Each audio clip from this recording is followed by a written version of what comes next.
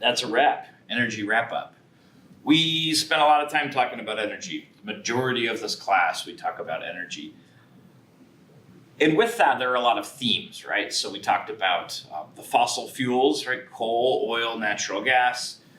We talked about the carbon cycle. Then we started talking about nuclear, other renewables, and we're getting ready to dive back into talking about geology. But I did want to, like I said, kind of loop back and see what the big picture is now that we fully understand what each of these different power types is all about. And when we talk about renewables, we have this balance between fossil fuels, coal, oil, natural gas, and all of these different renewables we've talked about. And still, there's even more out there, right? But we talked about the main ones, right? The big ones. So what we do see globally is a reducing pie piece of the fossil fuels overall and an increasing pie piece of the renewables. Some of the big challenges to overcome, you guys are kind of undoubtedly aware, is, base power production, right? When we think about solar or wind, there's these spikes, right? Because those things are reliant on natural conditions, which are variable and they change. Other types of renewables produce power at a fairly even keel. Hydroelectric's generally even, not entirely. Geothermal is even. Nuclear is even. It's always this kind of baseline energy. So we definitely are kind of changing the way we think about power.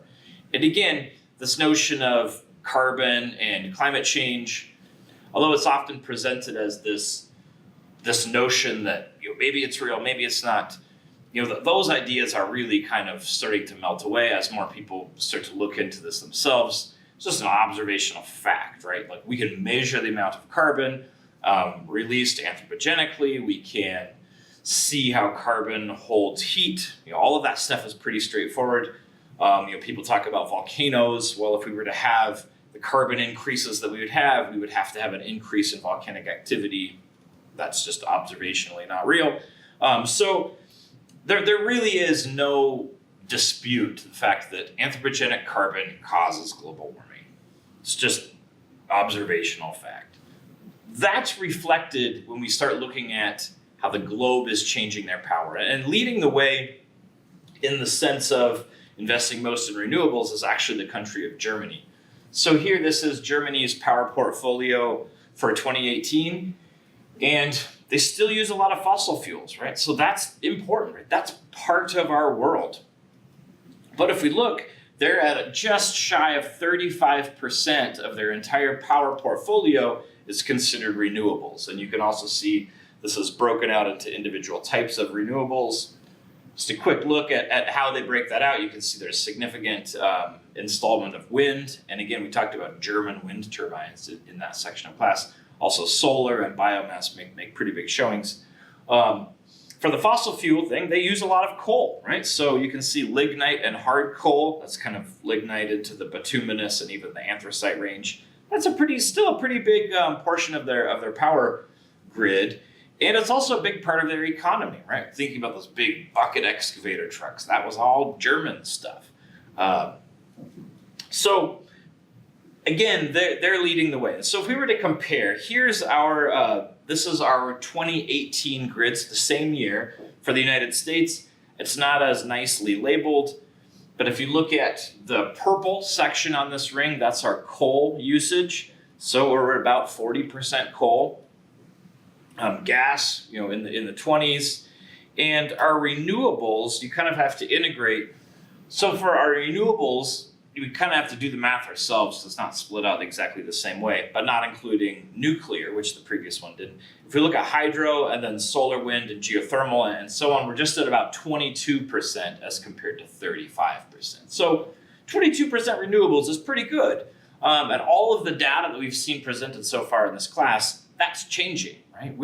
That number is growing as we kind of march forward into the future. Another thing that we can look at is cost. Cash rules everything around us, right? I say that all the time in this class. Hopefully it's a joke that you get. Maybe not. Maybe I'm too old. But this is a pretty cool diagram showing us the cost of installing new power. And you can see the thing that should pop right out to you is the most expensive new power that we can install is offshore wind. That involves going out in the ocean and building a pylon and putting in these big, massive wind turbines off of the coast, but they can generate a lot of power. So it's an investment that a lot of people see as pretty reasonable. Solar thermal, also pretty expensive, right? Those heliostat towers in the desert with like burning birds falling off of them. Those two are the most expensive installations. They don't necessarily have the most expensive maintenance cost though, right? So solar thermal, once you build it, the thing that can really go wrong is you just replace the mirrors, right? So you're not replacing photovoltaic. But speaking of solar photovoltaic, actually generating using solar panels, we can see that's still in the pricey range. Some of the others, we can see coal, and then when we start adding CCS, which is carbon capture and sequestration, we start taking the carbon and storing it somewhere else. Coal's benefit, which was that it was cheap, starts to change, right? It starts to be less beneficial in that way. Hopefully you're hungry. You may be watching this around dinner time or late at night. I have no idea when you guys do your homework. Got some spaghetti for you. These are called spaghetti diagrams. So you can see this is the 2017 spaghetti diagram, and it shows us all of the different areas over here where we're generating power, right? So this isn't just per kind of usage group. This isn't just electrical power. And you can see how it kind of splays across. And I can give you a second to take a look at this, or you can pause the video and really analyze this in more detail. But there's a few things that should pop out to you. If we look up here in the yellow box, we can see that that's electricity. And this, just to give you context, this is in quadrillion BTUs. They call them quads, but you guys know those are just joules, right? It's all just joules. But you can see we've got our electrical capacity shown there. And then if you look farther over on the right, we have used energy and wasted energy. So as a nation, we are about 31% energy efficient. And that energy efficiency loss happens all over the place. So no system, if you study thermodynamics, no system is perfectly efficient. It's just one of those cool laws of thermodynamics. But we can actually think back to an incandescent light bulb. So you run a bunch of power to your incandescent light bulb in watts, which is joules per unit time, right? Joules per second. Well, remember that was about 10% efficient. So 10% of that electricity was used as light, and 90% of that electricity was wasted as heat, right? It's not destroyed, right? Energy can't be created or destroyed. It's just transferred. So it goes out into the atmosphere as heat. So that, battery efficiency, if you're running something really that's using a lot of power and you're using an extension cord, if you hold the extension cord, you'll feel that it's warm. If you put your hand on your television screen, you'll feel that it's warm. Our houses aren't completely energy efficient. Our cars, particularly battery-powered cars or electrical cars, aren't particularly energy efficient, although they're getting better all the time. So that's our 31% national energy efficiency. And that's something that we can change, right? That's something that technology is kind of working through, making things more and more and more efficient. When you buy a new stove or oven or water heater, you'll oftentimes find that it has a little sticker on it that's an energy guide, tell you, how energy efficient that particular thing is. We've got Energy Star appliances and all those sorts of things. So we are definitely making an effort to attack this little panel of unused energy. A couple more things to kind of tip our hat to, and then we'll wrap up our energy all the way. We'll be finished here. So I did want to take a quick look at energy retail prices. So we've talked about not all energy costs the same. Hydroelectric energy is fairly cheap. Nuclear is a little more expensive, just kind of around the way. Also, there's all sorts of other things that kind of get built into this. And I don't want to spend a lot of time going through that side of the economy of energy. But this is the 2018 average electricity prices. So again, thinking back to our spaghetti diagram, this is the little box that's just electricity. In Idaho, we're among the lowest, right? You can see that we're in the lowest category of electrical prices. That's because we have a lot of hydroelectricity. We're also increasing wind and things like that.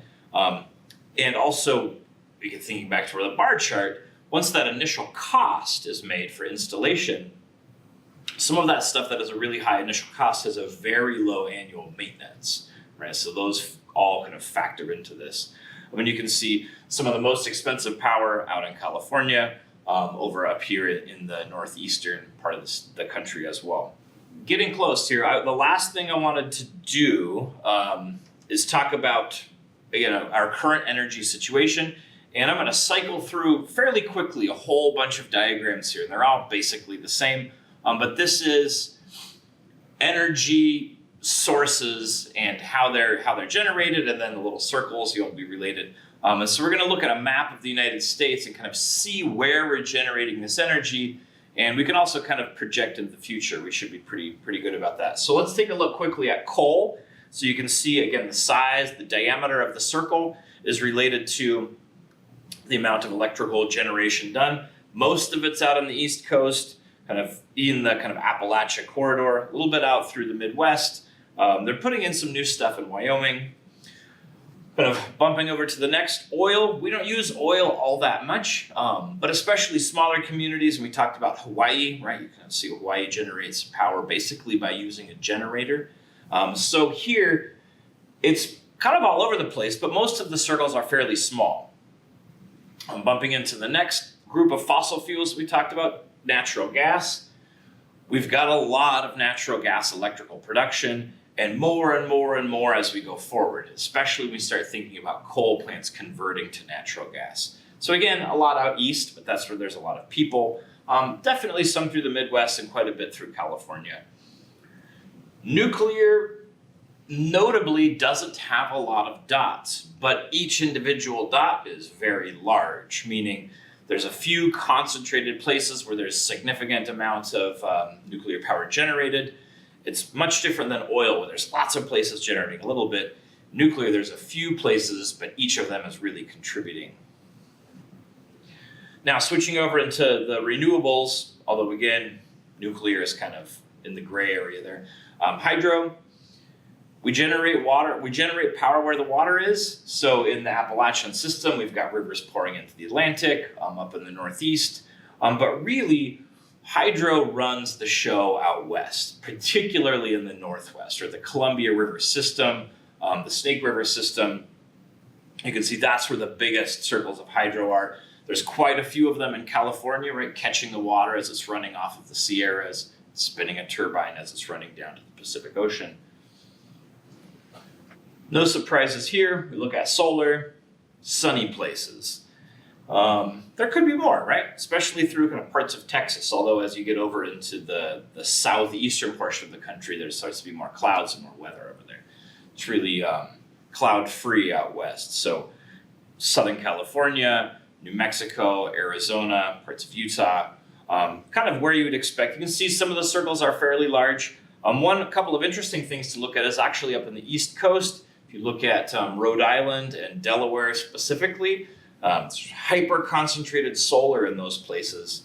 That's largely due to state governments and state policies that say we want solar because those states aren't large enough to have much power generation or much kind of resource generation in the sense of oil, coal, some of these other things. They're installing solar because it's fairly easy to do. Wind, again, no big surprises here. Center of the country is where we generate most of our wind, although you can see this hot spot out here in the Columbia River Gorge, our neck of the woods, close to the Great Lakes, out through Texas. Really, the plains are places where we see lots of wind power generated. And this last one, brace yourself, it's all of them. Again, we generate most power where the people are, but if we look at the things that really stand out, so over on the East Coast, we see lots of pink for nuclear and lots of yellow for natural gas. Obviously, it's kind of spattered along there. Florida, Texas, we see a lot of natural gas. In the very kind of central, kind of inland east, that's where we see coal country. A lot of those darker kind of black circles. There's kind of a splashing of green out here through the central plains. And then what kind of really catches your eyes, California's got a pretty big mix, but a lot of natural gas and hydro. And then up on the Columbia River is these huge circles, hydroelectric power plants on these big blue circles up there. So it's a diverse place and it's changing, right? So one of the things that I hope you take away from this class or this series of lectures is that the way that we generate power is not kind of all in on one type. We generate power in lots of different ways, and that's always in flux. That's something that's always changing. So when people get into discussions and they're really kind of one-sided or taking a stand on one type of power, like that's absurd, right? Like there's a whole kind of breadbasket full of different power types. We can pick and choose as we see fit, right? As things like CO2 emissions become more costly, kind of more part of the public view, then those types of power we can suppress. We can make up for them with other types. Speaking of the future, this is a little look into the future, and this breaks out the United States into a couple of these different lumps. You can see these colors here. I have a hard time looking at this map because the US-Canada border is horizontal. It's what's called an unprojected map. And frankly, it gives me the heebie-jeebies. Like, I can't stand looking at an unprojected map like this. But you can see there's little circles shown for what we're going to be putting in. This is 2019 to 2023. So these are immediate, ready-to-go changes in the way that we do power. And looking at these circles, there's these rings around them showing what type of power. Of those circles that dominate these little rings here, or around these zones, you can see there's really two colors that run the show.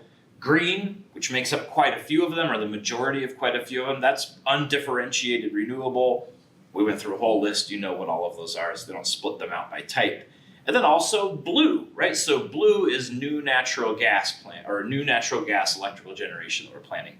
So really the future, in a very real sense, is moving towards renewables and natural gas, whereas the other kind of more traditional energy types, particularly coal, is dropping off. And again, that's something that should be no surprise. Okay, so that finishes up the energy portion of this class. You can all wipe your brows and get on to the next stuff. So we're going to start metals. We have quite a few other things we'll talk about over the course of the class. So hopefully you enjoyed the energy section. All right.